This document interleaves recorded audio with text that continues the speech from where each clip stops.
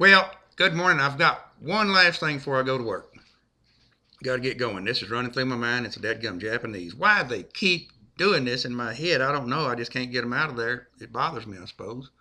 The Japanese tried to conquer the United States. We all know that. They attacked Pearl Harbor. That was their first strike. Uh, it went badly for them. But they had their people so fired up that they were willing to die uh, for their cause, for their country, the kamikazes and their soldiers. What gets me is they weren't even defending anything. Now, I can see you're that fired up if you're defending your homeland, but they weren't. They were trying to conquer the United States. They needed more dirt, I suppose. Anyway, here's what I'm getting at. As a condition of their surrender, they had to, and I know I've talked about this, they had to agree to never assemble a military again.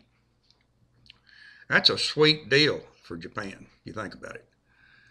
If we could take every dime that we have, that we spend on military expense, and could put it back into the people of the United States, can you imagine what that could mean? I mean, it's you can't even fathom it. But Japan don't have to spend whatever they call their money. I think a yen is Chinese, isn't it? I don't know. Anyway, whatever it is, free of charge. They don't have to have a military, so they can take all of their money and hang on to it. And what are they doing with it? They're buying the United States.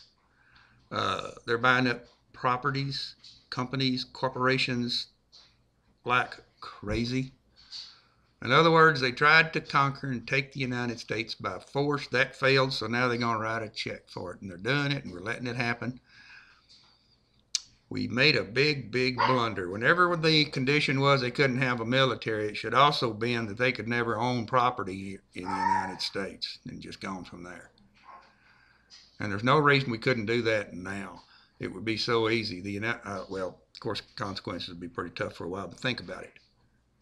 We're losing our country fast. I'm all against, 100% against, adding regulations from the government on our people. In other words, the government works for us, so they shouldn't be regulating us so hard, and they certainly shouldn't be adding any more. But for the government to regulate other countries, absolutely, and I don't care what they do. But it should be that if you're not a United States citizen, you can't purchase property in the United States. That's pretty simple to me.